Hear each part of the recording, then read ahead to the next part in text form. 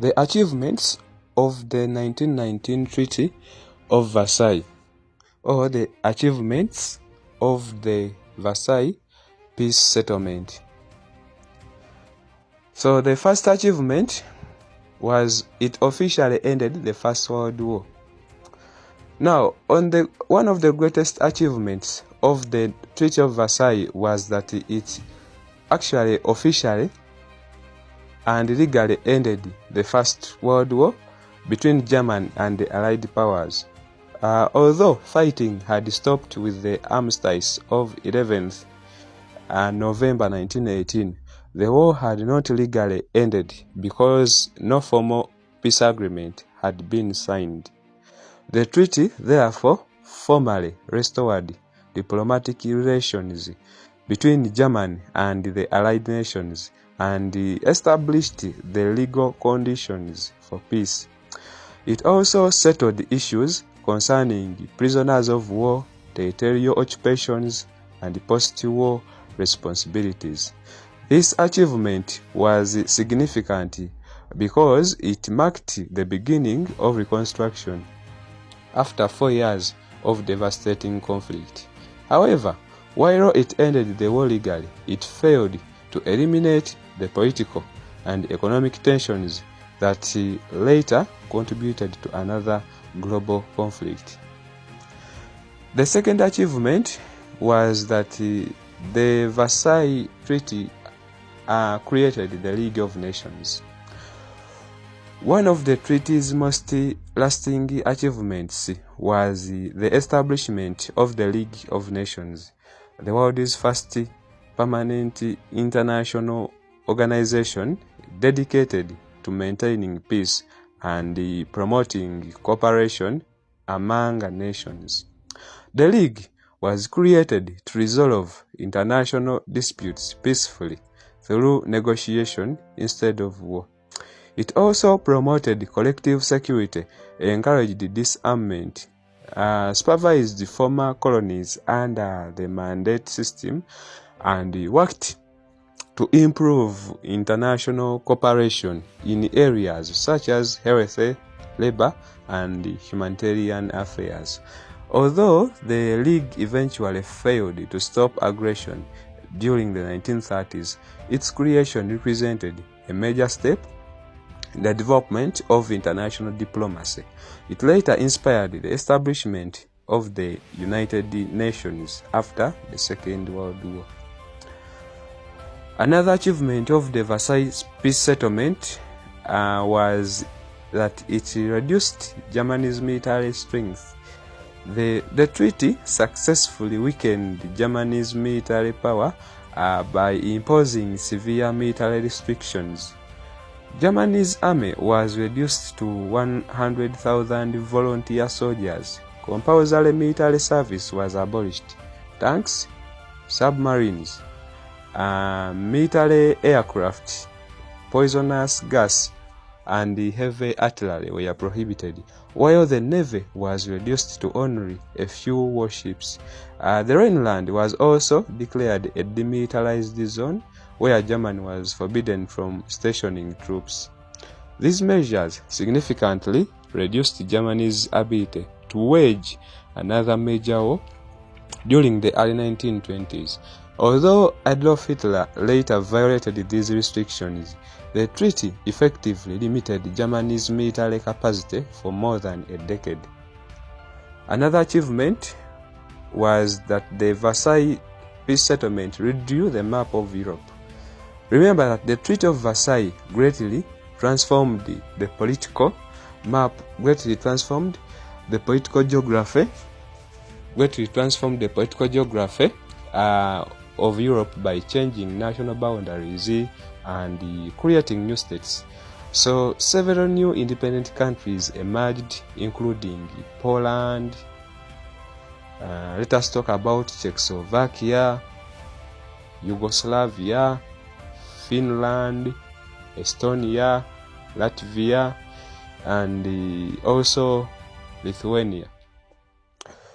Germany lost important territories to neighboring countries, while the collapse of the German the German, Austro-Hungarian, Russian, and the Ottoman empires allowed many nationalities to gain independence.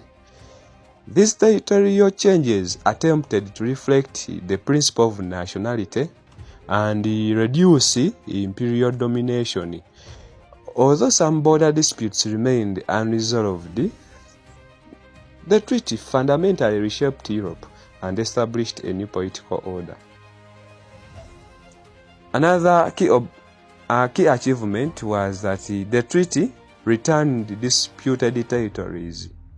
So this was an important achievement. So the restoration of territories that had previously been taken by Germany were returned. Let us talk about Alsace and Lorraine, which Germany had annexed after the Franco-Prussian War of 1870 to 1871. This was returned to France. So Belgium also succeeded in recovering Eupen and Malmedy, while Denmark regained northern Schleswig after a prosperity.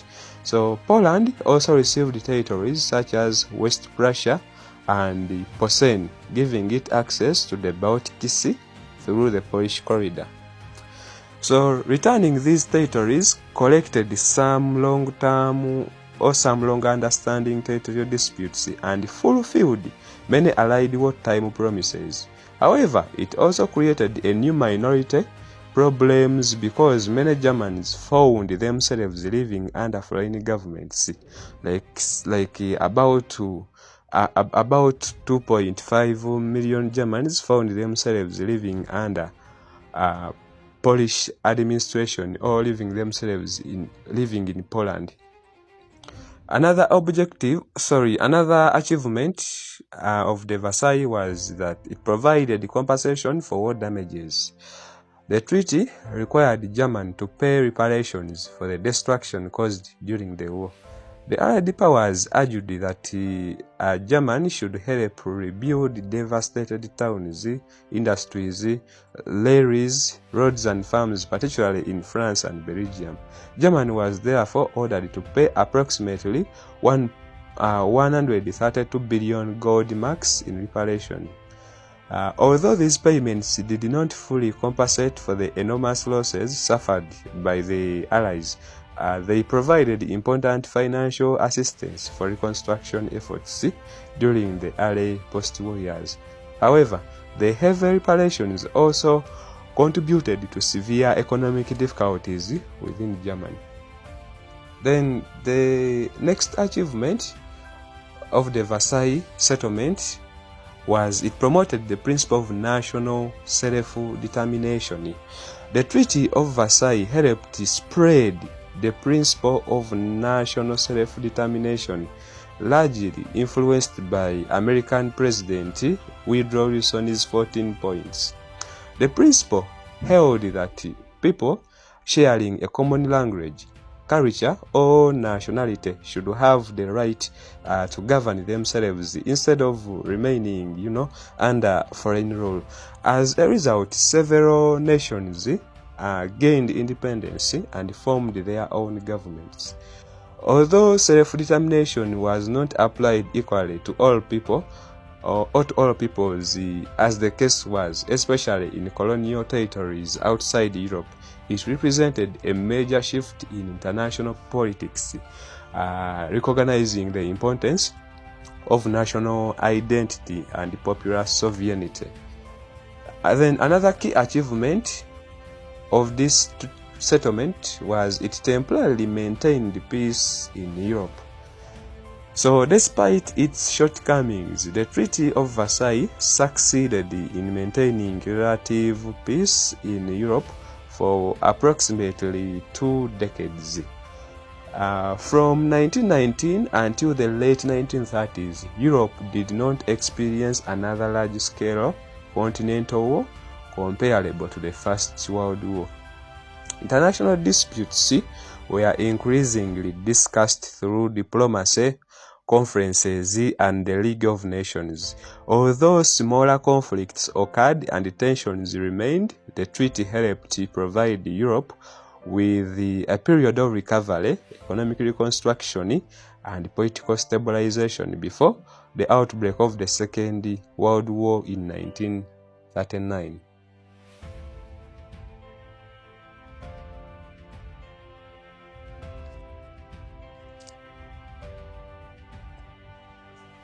Then another key achievement that should not be sidelined was reduction in Germany's dominance in Europe. So the treaty reduced Germany's dominance in Europe. Remember that before the First World War, Germany had become the strongest military and the industrial power in continental Europe. Its powerful army, rapidly growing industries and the expanding influence had alarmed many European countries. Now, one of the major achievements of the Treaty of Versailles was therefore to reduce Germany's dominance, so that it could no longer threaten the balance of power in Europe. So the treaty achieved this by stripping Germany of about 13% of its territory, 10% of its population, all of its overseas colonies, and important industrial regions. It also imposed strict military restrictions and forced Germany to pay heavy reparations. These measures significantly reduced Germany's political influence, military strength, and economic capacity during the 1920s. Now, as a result, France and other allied countries felt more secure because Germany they felt more secure because Germany was no longer the overwhelmingly dominant European power. However, this achievement proved temporary as Germany regained its strength under Adolf Hitler during the 1930s and once again became the leading military power in Europe.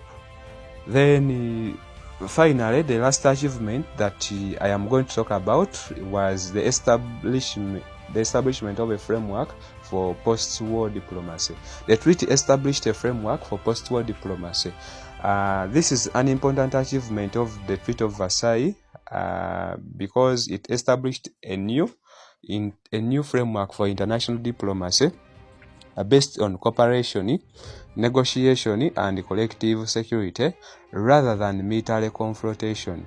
So remember that before 1914, European diplomacy had largely relied on secret alliances, arms race, and the balance of power, all of which had contributed to the outbreak of the First World War. So the treaty introduced new diplomatic principles by establishing the League of Nations, encouraging peaceful settlement of international disputes, then promoting disarmament and requiring countries to cooperate in maintaining world peace. So international conferences and negotiations became more common during the 1920s, replacing the old system of secret diplomacy. Although this diplomatic framework eventually failed to prevent the Second World War due to the weakness of the League of Nations and the rise of aggressive dictatorship, it laid the foundation for modern international diplomacy and later influenced the creation of the United Nations in 1945. So in simple terms, the Treaty of Versailles achieved many important short-term successes, including the ending the First World War, weakening Germany, creating the League of Nations, rewarding Europe's boundaries, and introducing new diplomatic principles. Nevertheless, many of these achievements were undermined by the harsh treatment of Germany, unresolved political disputes, and the inability of the League of Nations to enforce peace. Consequently, while the treaty reshaped Europe after 1919, it ultimately failed to prevent the outbreak of the Second World War in 1939.